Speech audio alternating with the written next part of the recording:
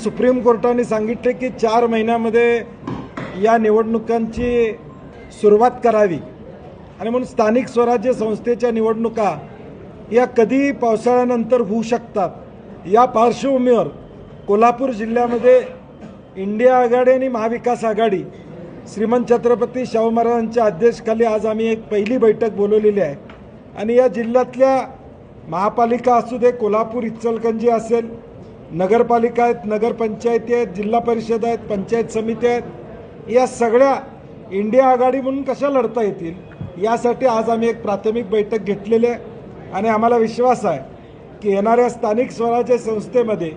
चित्र वेगळं असेल। कारण की महाराष्ट्रातल्या निवडणुकीमध्ये लाडक्या बहिणीनं वाचवलं, परंतु आता कोण लाडकं राहिलेलं नाही हे आता जनतेलाही लक्षात आलेलं आहे आणि आम्हाला खात्री आहे